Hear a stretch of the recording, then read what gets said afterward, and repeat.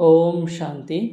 आज दिनांक 5 नवंबर 2025 के मुरली मंथन में शिव बाबा के सच्चे सेवाधारी आत्माओं का स्वागत है। जैसा कि आप सभी ने यह नोट किया होगा कि इस महीने की मुरली अशरीरी अवस्था के लिए समर्पित है, इसलिए हम मुरली के अंत में अव्यक्त बाप दादा के साथ कुछ मिनट अशरीरी अवस्था का योग अभ्यास करेंगे। आप बिल्कुल भी इसे मिस मत करिएगा। तो सबसे पहले आज की अर्पण विधि का सम्मान रहेगा, मैं धनवान भाग्यशाली आत्मा हूँ। इसे अमृत वेला खास और आम बाकी दिन भर में भी आप कर सकते हैं। तो आप करना क्या है, एक छोटे से गिलास में पानी लेना है, फिर उसे दृष्टि देते हुए आपको 21 बार कहना है कि मैं धनवान भाग्यशाली आत्मा हूँ। फिर कहना है कि बाबा, धन की बरकत बढ़ाने के लिए, धन कमाने के नए नए अवसर पैदा करने के लिए आपको यह जल अर्पित है, अर्पित है, अर्पित है। इस सम्मान से आपके पास जितने भी धन की आवश्यकता आपकी ज़रूरी चीज़ों को पूरी करने के लिए चाहिए, उसकी कमी कभी नहीं होगी, बल्कि आप जितना बाबा की सेवा में इस धन का इस्तेमाल करेंगे वह धन उतना ही बढ़ता जाएगा।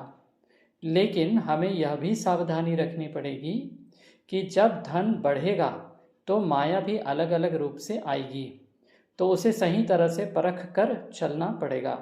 एक नियम बना लीजिए कि यदि धन बढ़ने से मेरी बुद्धि मुरली से विमुख हो रही है तो समझ लीजिए कि माया ने आपको पकड़ लिया है। बस तुरंत इसका समाधान करिए, नहीं तो माया गटर में ले जाएगी। इसका अभ्यास हमें काफ़ी लंबे समय तक करना होगा, तभी आप इसके अलग अलग अनुभवों को अनुभव कर पाएंगे। तो इसके पहले कि हम मुरली मंथन शुरू करें, आप सभी अपने आप को आत्मिक भान में स्थित कर लें कि मैं आत्मा इन कानों से बाबा की बातों को पूरा ग्रहण करने की कोशिश करूँगा और बाबा से मदद लीजिए।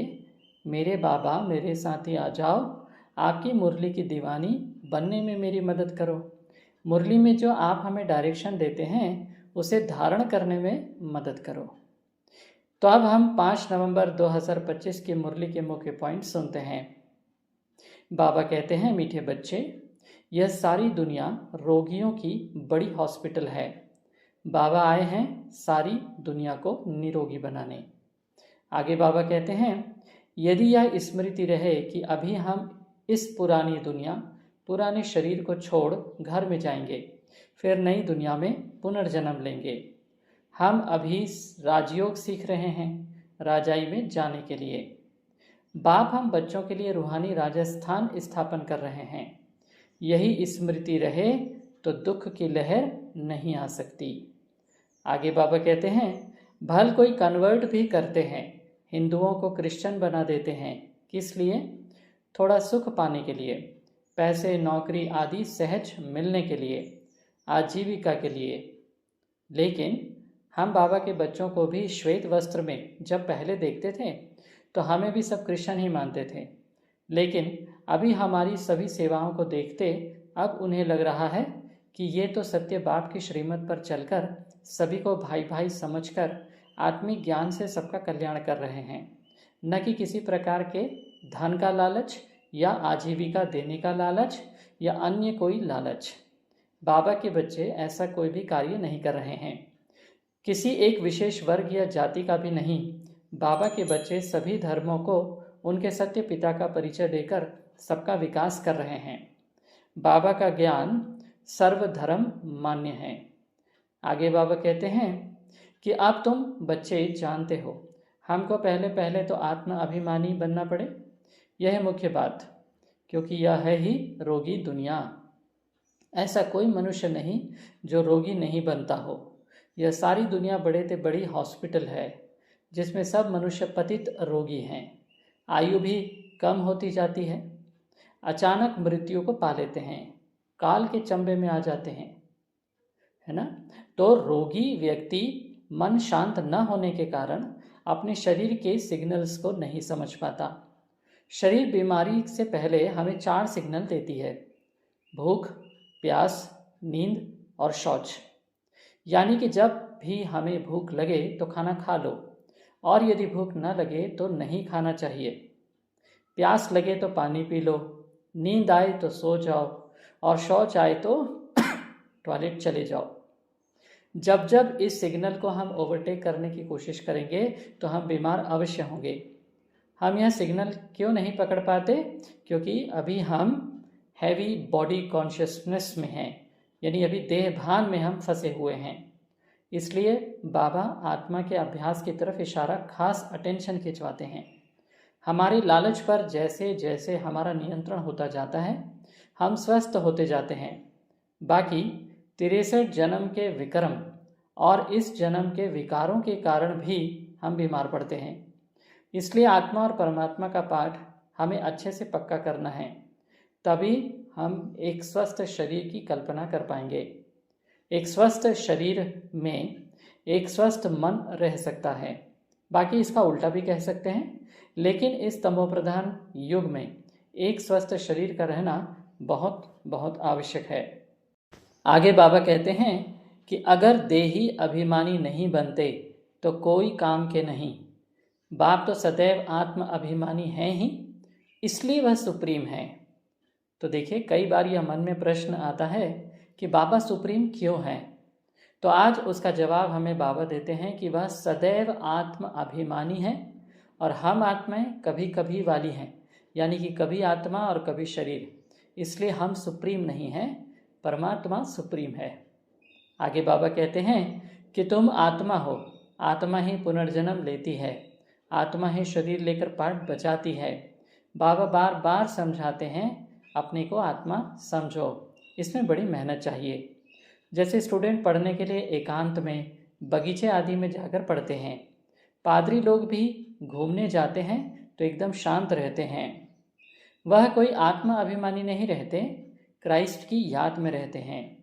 घर में रहकर भी याद तो कर सकते हैं, परंतु खास एकांत में जाते हैं। क्राइस्ट को याद करने और कोई तरफ देखते भी नहीं।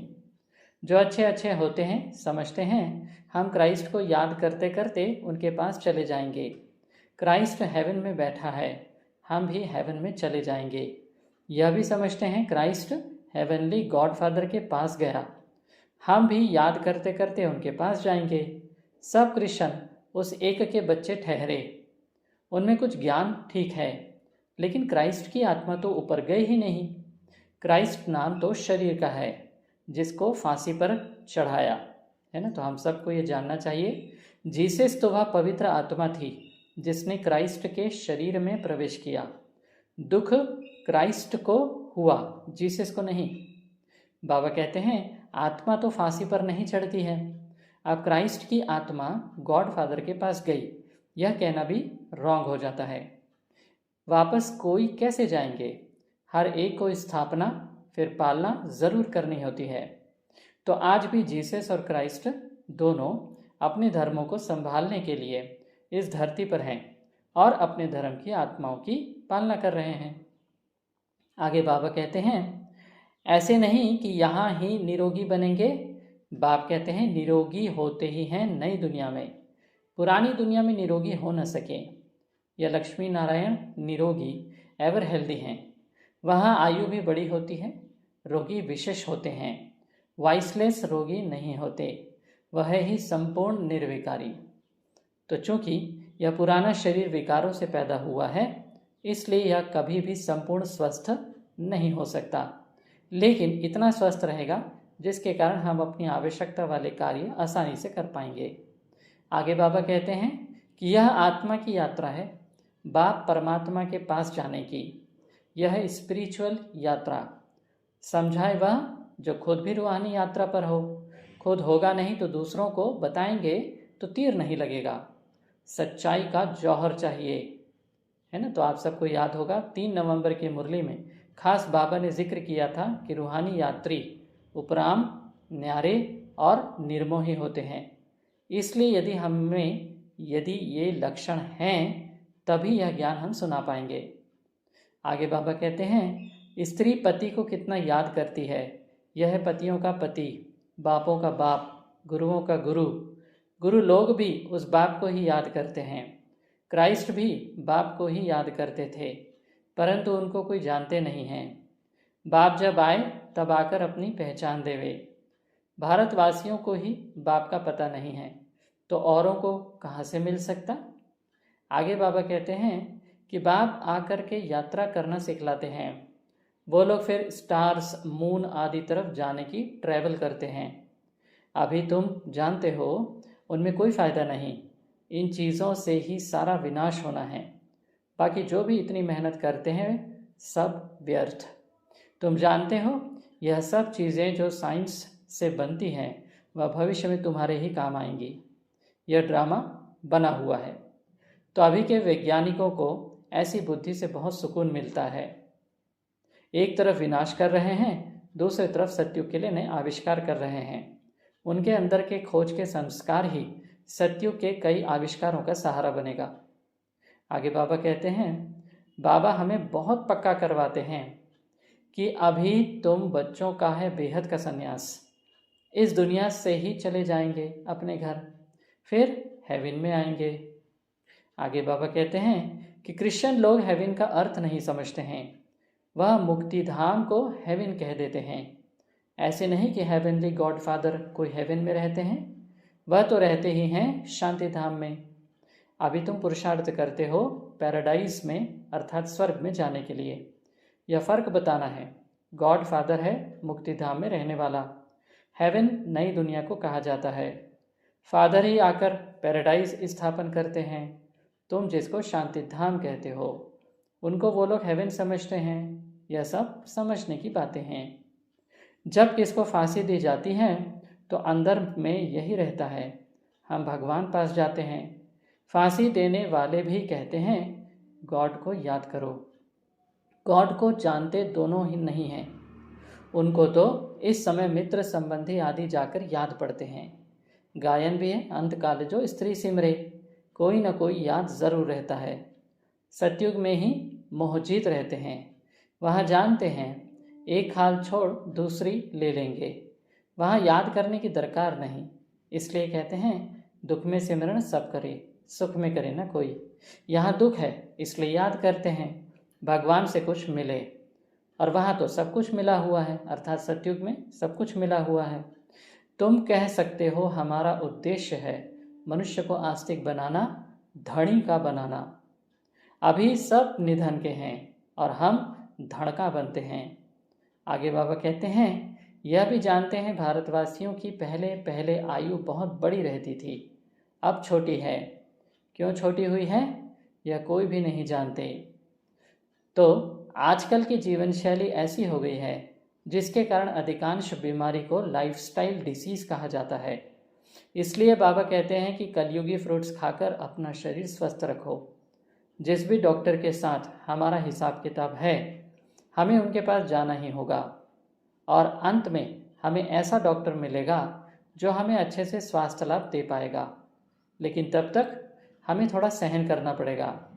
बाबा की याद से दर्द काफ़ी कम हो जाता है, इसलिए बाबा की याद इतनी पक्की हो जाए कि बीमारी में केवल बाबा याद आए। आगे बाबा वरदान देते हैं, शक्तिशाली सेवा द्वारा निर्बल में बल भरने वाले सच्चे सेवाधारी भव। सेवा के साधनों में यदि याद की शक्ति का जौहर नहीं तो सफलता नहीं। इसलिए शक्तिशाली सेवाधारी बनो, निर्बल में बल भरकर क्वालिटी वाली आत्माएं निकालो, तब कहेंगे सच्चे सेवाधारी। तो आज के अशरीरी व विदेही स्थिति का अभ्यास के लिए देखिए यह वीडियो। तो आज बाप दादा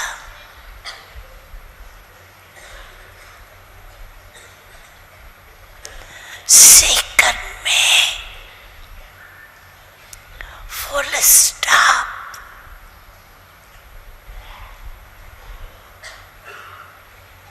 अर्थात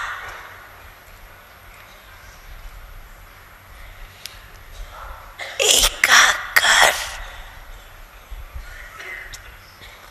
स्थिति का अभ्यास पर अटेंशन खिंचवाना चाहिए।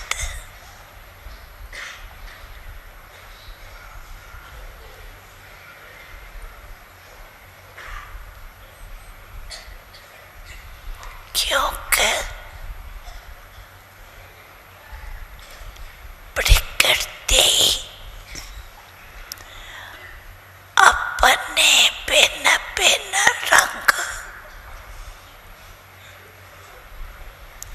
दिखाने शुरू कर दिए।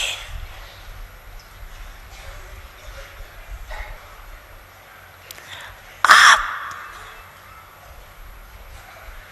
एक सेकंड में